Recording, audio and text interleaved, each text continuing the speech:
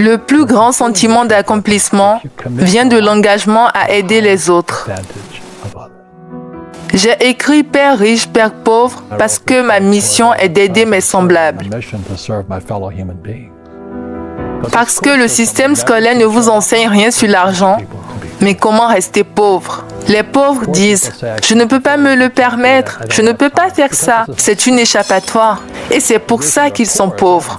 Ils devraient dire « Comment puis-je me le permettre ?» Parce qu'une question ouvre l'esprit alors qu'une affirmation ferme l'esprit. Dans cette vidéo, Robert Kiyosaki, qui est le célèbre auteur de Père riche, Père pauvre, nous explique pourquoi tant de gens sont toujours pauvres. Pourquoi tant de gens qui ont écouté, qui ont travaillé à l'école, qui ont un job, qui ont un emploi, ne s'en sortent pas financièrement. Pourquoi ils se plaignent toutes les fins du mois? Comment un enfant de 9 ans à Hawaï, un enfant pauvre, en est arrivé là? Je n'étais pas pauvre selon les critères de la plupart des gens.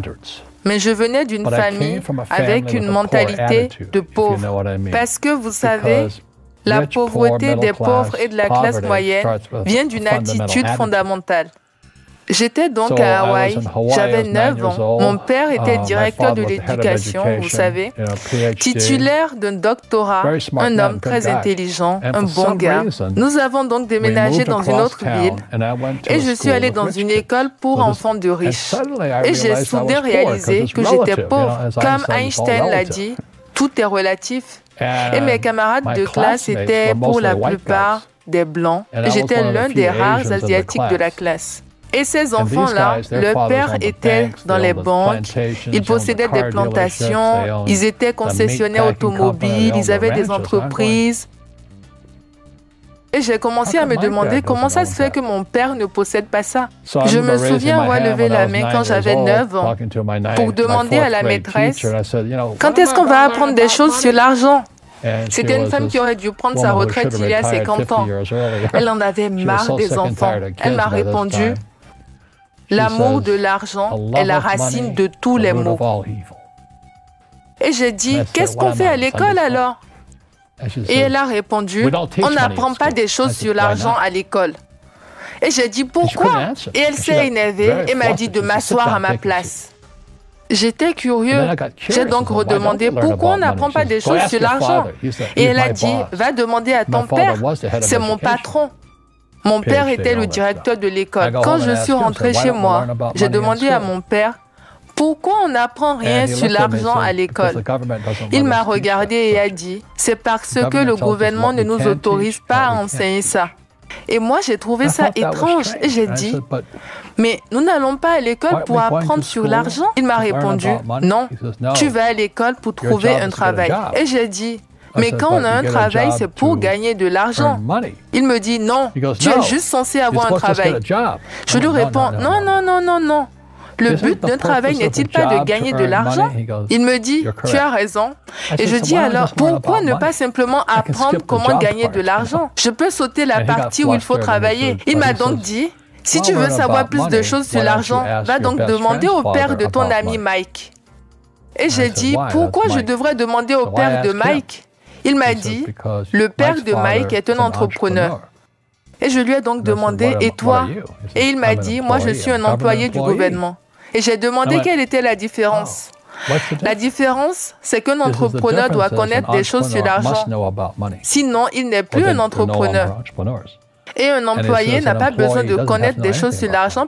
C'est fou parce que quand on y regarde de plus près, à l'école en fait on apprend beaucoup de choses théoriques, mais on apprend peu de choses sur nous, peu de choses sur comment gérer nos émotions par exemple, sur comment gérer nos finances et sur en fait la réalité de la vie. C'est juste quand on finit ses études, on se retrouve confronté à la vraie vie. On se rend compte en fait des réalités en fait de la vie active et des réalités aussi financières. Et cela fait que malheureusement beaucoup de gens se retrouvent confrontés à des difficultés financières malgré le fait qu'ils aient un bon emploi, malgré le fait qu'ils aient suivi tout ce qu'on leur a dit de faire. Mais heureusement, même si l'école ne nous apprend pas tout ça, on peut l'apprendre soi-même si on le décide, si on le veut. J'ai donc suivi les conseils de mon père et je suis allée voir le père de Mike. J'ai frappé à sa porte et j'ai dit « Je suis là, je veux apprendre des choses sur l'argent. » Il a dit « À une condition. » Et la condition était qu'il ne me payerait pas. Il disait, dès le moment où je commence à te payer, tu commenceras à penser comme un employé. Et c'est le piège. Un entrepreneur travaille gratuitement. Et pour l'enfant de 9 ans que j'étais, ma tête allait s'ouvrir en deux. Il a dit, tu ne dois jamais accepter une fiche de paie. J'ai demandé, comment vais-je donc gagner de l'argent? Il a dit justement, c'est ce qu'un entrepreneur doit découvrir. Alors j'ai redemandé, comment vais-je apprendre des choses sur l'argent? Et il a sorti un jeu de Monopoly. Il sortait le jeu de Monopoly et nous jouions et je travaillais gratuitement pour lui. Je ramassais des mégots de cigarettes dans les hôtels et les restaurants.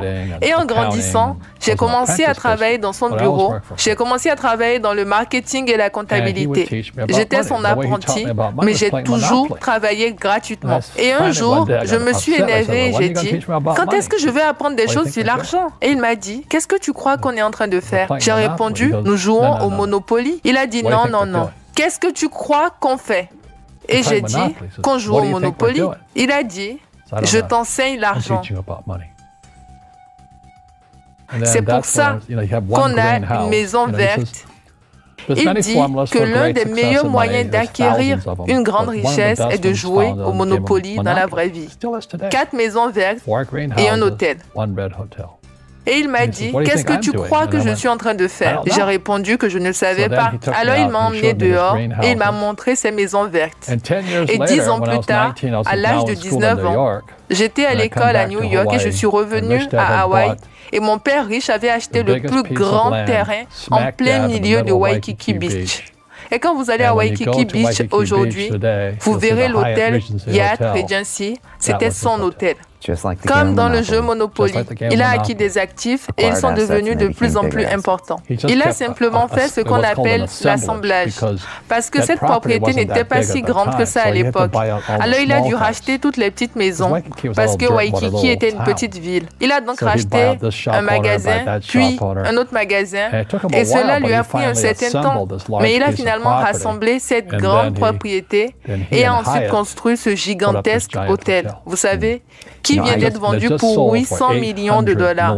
Et c'est comme ça que j'ai appris comment fonctionne l'argent.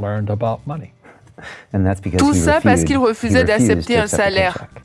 Il disait qu'à partir du moment où tu acceptes un salaire, ton cerveau s'arrête. Tu sais, tu l'achètes avec le salaire. Il dit que tant que tu auras faim, tu réfléchiras.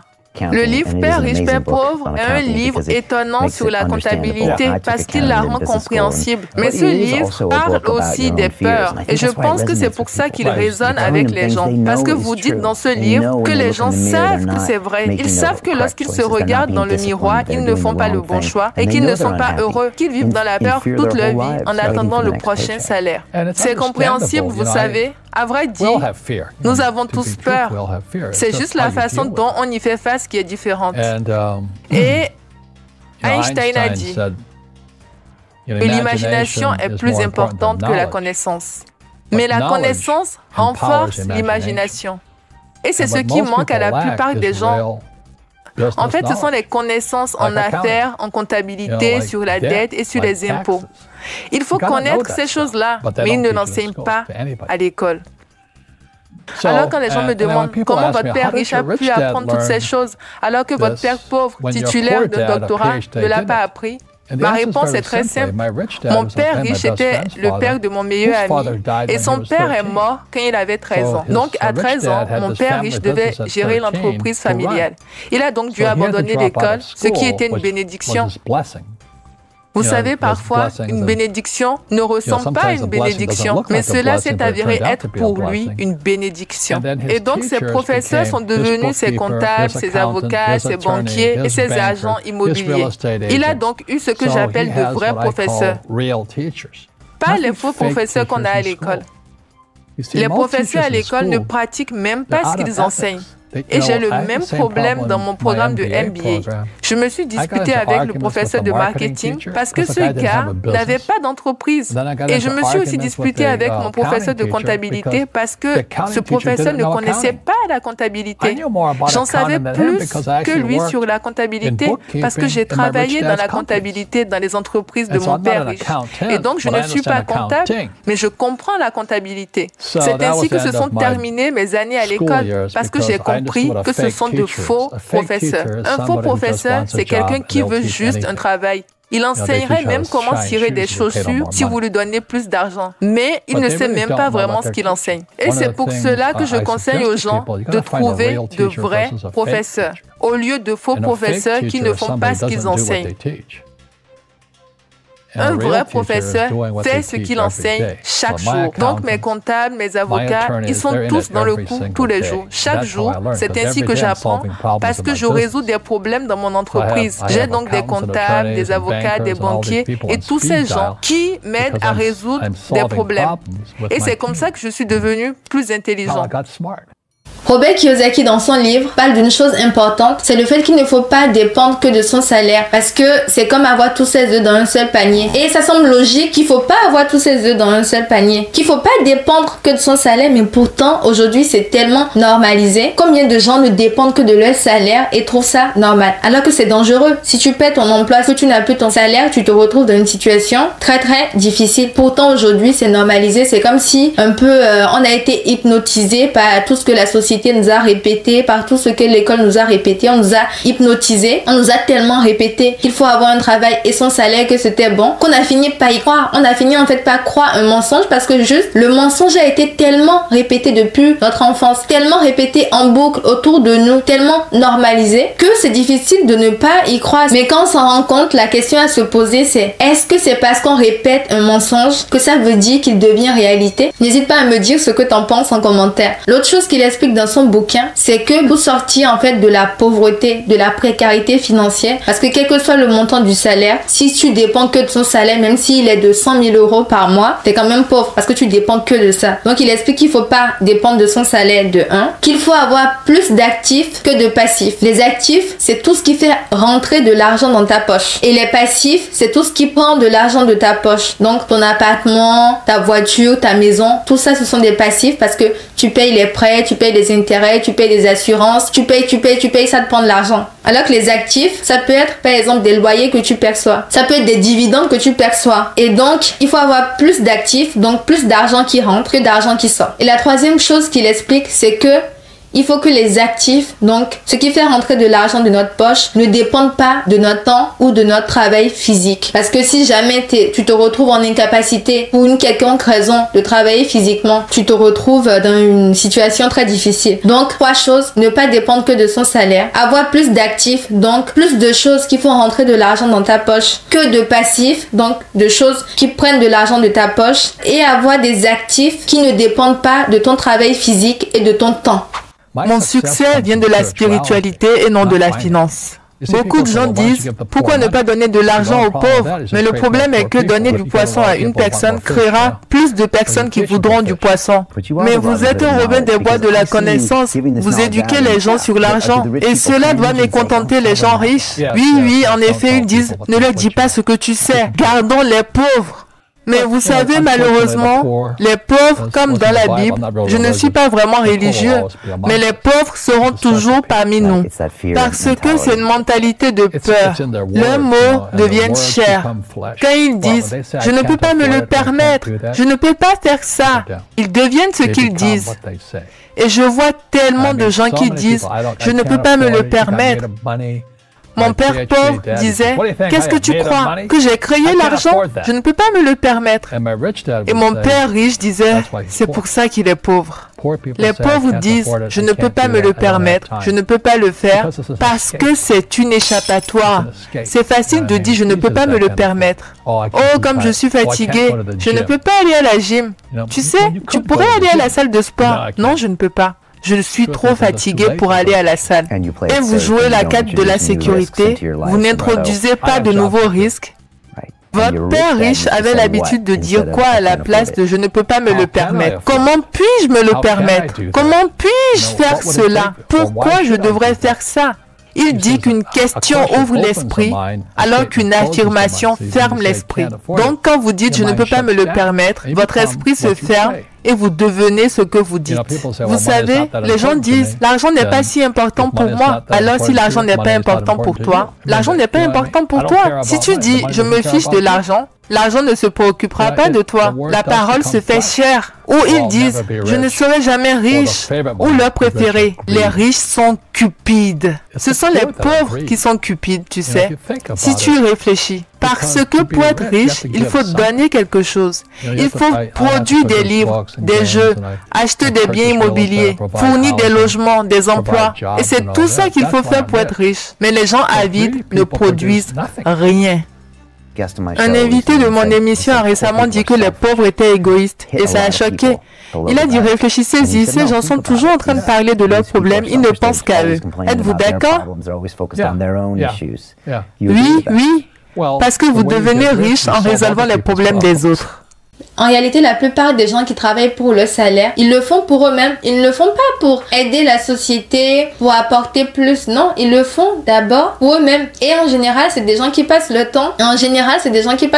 À se plaindre. Oui, mais moi, j'ai tel problème, j'ai du mal à payer ci, j'ai du mal à payer ça. Mais il faut essayer de prendre la chose dans l'autre sens. S'il y a tant de gens qui se plaignent de leurs problèmes, si toi, au lieu de faire comme ces gens, de ne penser qu'à tes problèmes, de ne penser qu'à comment tu résolveras tes problèmes, toi tu commences à proposer des solutions pour résoudre les problèmes des gens. Tu aides ces personnes et bien sûr elles te payeront. En général, quand on regarde de près les gens qui sont riches, qu'on les aime ou qu'on les aime pas, quand tu regardes ce qu'ils font, ils aident, ils font quelque chose. Amazon, que tu aimes ou que tu n'aimes pas Jeff Bezos, Amazon livre des colis aux gens le même jour ou le lendemain. Donc il résout le problème des gens. Donc qu'on l'aime ou qu'on ne l'aime pas, il résout le problème des gens, il se fait de l'argent. C'est comme ça. Donc il faut prendre la chose dans l'autre sens. Arrêter de juste se concentrer sur ces problèmes et se dire peut-être que si je suis dans cette situation, c'est peut-être parce que je suis trop concentrée sur moi, mes problèmes. Faudrait peut-être que je commence à voir comment je peux résoudre le problème des autres, comment je peux entreprendre pour résoudre le problème des autres, et c'est là que l'argent va commencer à rentrer. Parce que si tu peux résoudre le problème des autres, l'argent rentre. C'est comme ça.